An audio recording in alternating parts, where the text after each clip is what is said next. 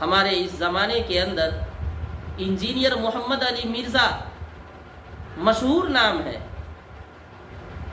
وہ بارہا اکابر علماء، مشائخ اور بزرگان دین کی توہین اور گستاخی کر چکا ہے۔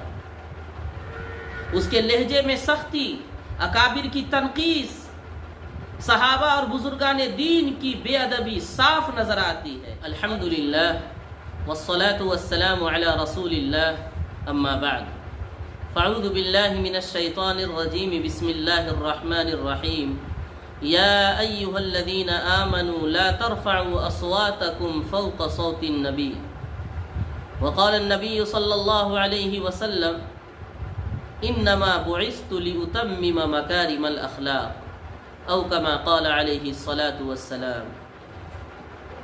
ادب ہی سے انسان انسان ہے، ادب ہی سے انسان انسان ہے، ادب جو نہ سیکھے وہ حیوان ہے۔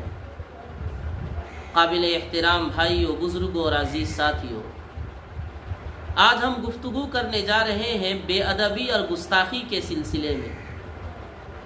دین اسلام میں ادب کو سب سے زیادہ اہمیت حاصل ہے۔ سب سے پہلے ادب اور احترام کی تعلیم دی جاتی ہے۔ قرآن و حدیث میں بے ادبی اور گستاخی کو بہت بڑا گناہ قرار دیا گیا ہے اور اس کے بھیانک انجام سے باخبر کیا گیا ہے۔ سورۃ الحجرات میں اللہ تبارک و تعالی کا فرمان ہے، یا ایھا الذین آمنوا لا تقدموا بین یدی اللہ ورسولہ واتقوا اللہ۔ کہ ایمان والو، تم اللہ اور اس کے رسول پر پہل نہ کرو اور اللہ سے ڈرو۔ اس آیت میں اللہ کے رسول صلی اللہ علیہ وسلم سے آگے بڑھنے سے منع کیا گیا ہے، اور اس میں صرف آپ کو رائے دینے اور فیصلہ کرنے میں آگے بڑھنے سے منع نہیں کیا گیا ہے، بلکہ اگر اللہ کے رسول صلی اللہ علیہ وسلم کھانا کھا رہے ہوں تو آپ سے پہلے کھانا کھانے سے منع کیا گیا ہے۔ اگر آپ صلی اللہ علیہ وسلم سواری پر سوار ہوں تو آپ کی سواری سے آگے بڑھنے سے منع کیا گیا ہے۔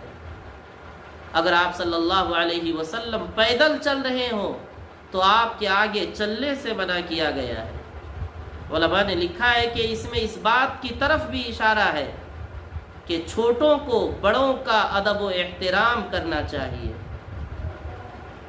اپنے بڑوں کے سامنے عقیدت اور محبت کے ساتھ پیش آنا چاہیے۔ چنانچہ نبی اکرم صلی اللہ علیہ وسلم کی خدمت میں باپ بیٹے حاضر ہوئے، بیٹا باپ سے آگے چل رہا تھا، حضور علیہ السلام نے بیٹے کے اس عمل کو ناپسند کیا اور آپ نے بیٹے کو باپ کے آگے چلنے سے منع فرمایا۔ یہ ادب اور احترام کی وجہ سے تھا۔ اگلی آیت میں ہے، یا ایھا الذین آمنوا لا ترفعوا اصواتکم فوق صوت النبی۔ کہ ایمان والو، تم اپنی آوازوں کو نبی کی آواز سے اونچی مت کرو۔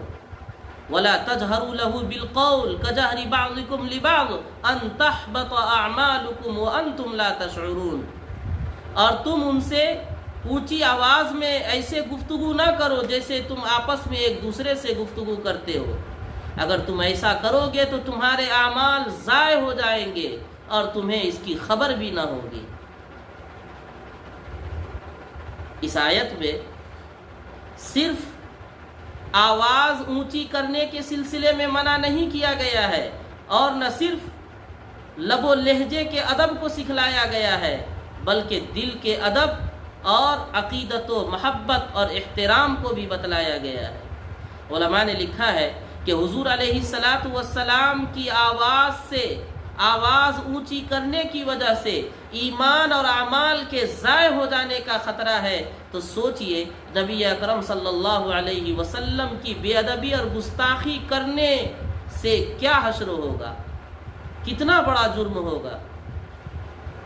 یہ آیت کریمہ جب نازل ہوئی تو تو حضرت عمر رضی اللہ تعالی عنہ نبی اکرم صلی اللہ علیہ وسلم سے انتہائی نرمی اور پست آواز کے ساتھ گفتگو کیا کرتے تھے۔ حضرت عبداللہ ابن زبیر رضی اللہ تعالی عنہما فرماتے ہیں کہ حضرت عمر رضی اللہ تعالی عنہ باوجود یہ کہ ان کی آواز فطری طور پر بلند تھی، لیکن آیت کریمہ کے نازل ہونے کے بعد انتہائی نرمی کے ساتھ اور پست آواز میں گفتگو فرمایا کرتے تھے کہ کہیں حضور علیہ الصلاۃ والسلام کی شان میں گستاخی نہ ہو جائے۔ رسول اللہ صلی اللہ علیہ وسلم نے ارشاد فرمایا انما بعثت لاتمم مکارم الاخلاق، کہ میری اس دنیا میں بعثت کا مقصد ہی ہے اچھے اخلاق کی تکمیل کرنا۔ حضور علیہ الصلاۃ والسلام اپنی بعثت کا مقصد بتلاتے ہیں کہ میں آیا ہوں اس لیے تاکہ میں تمہیں اس دنیا کے اندر زندگی گزارنے کا کیا طور اور طریقہ ہے اس سے باخبر کر دوں۔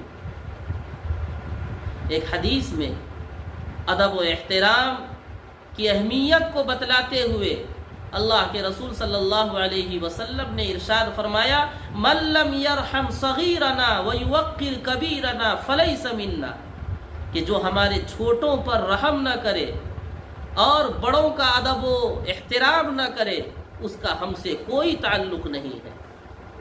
ان تمام آیات اور روایات کی روشنی میں یہ بات واضح ہو جاتی ہے کہ ادب و احترام کی دین اسلام میں بہت زیادہ اہمیت ہے۔ بے ادبی اور گستاخی کرنے والا شخص ایمان جیسی عظیم نعمت سے ہاتھ دھو بیٹھتا ہے، اور نبی اکرم صلی اللہ علیہ وسلم کی بے ادبی اور گستاخی کرنا یہ تو انتہائی سنگین جرم ہے، اور تاریخ گواہ ہے کہ جب کبھی کسی نے اس دنیا کے اندر حضور علیہ الصلاۃ والسلام کی شان اقدس میں بے ادبی اور گستاخی کی تو اسے ذلت و رسوائی کا سامنا کرنا پڑا ہے۔ شیطان کو دیکھیے کہ اس نے حضرت آدم علیہ الصلاۃ والسلام کی تعظیم کرنے سے انکار کر دیا اور بالآخر راندہ درگاہ ہوا۔ یہودیوں کے سلسلے میں آتا ہے کہ وہ اپنے انبیاء کی بے ادبی اور گستاخی کیا کرتے تھے، اللہ تعالیٰ نے ان کے اس عمل کی وجہ سے ان پر لعنت فرمائی ہے۔ نبی اکرم صلی اللہ علیہ وسلم کی شان میں گستاخی کرنے والے کو اس دنیا کے اندر بھی ذلت و رسوائی کا سامنا کرنا پڑا ہے، اور آخرت میں بھی ایسے لوگوں کو سخت عذاب کا سامنا ہوگا۔ ہمارے اس زمانے کے اندر انجینئر محمد علی مرزا مشہور نام ہے، وہ بارہا اکابر علماء، مشائخ اور بزرگان دین کی توہین اور گستاخی کر چکا ہے۔ اس کے لہجے میں سختی، اکابر کی تنقیص، صحابہ اور بزرگان دین کی بے ادبی صاف نظر آتی ہے، اور اسی گستاخانہ رویے کی وجہ سے وہ بارہا عوامی مخالفت، عدالتی اور مذہبی اداروں کی گرفت کا سامنا کر چکا ہے۔ یہ ہے گستاخی کا انجام۔ اللہ رب العالمین بے ادب اور گستاخوں کو کہیں بھی عزت عطا نہیں کرتا ہے۔ اس لیے میرے بھائیوں، آپ ہمیشہ اپنے دل، اپنی زبان اور اپنے قلم کو ادب و احترام کے دائرے میں رکھیے۔ اللہ کا ادب، رسول اللہ کا ادب، قرآن کا ادب، صحابہ و بزرگان دین کا ادب اور علم دین کا ادب، یہ وہ چیزیں ہیں جن کا ہر حال میں لحاظ رکھنا ضروری ہے۔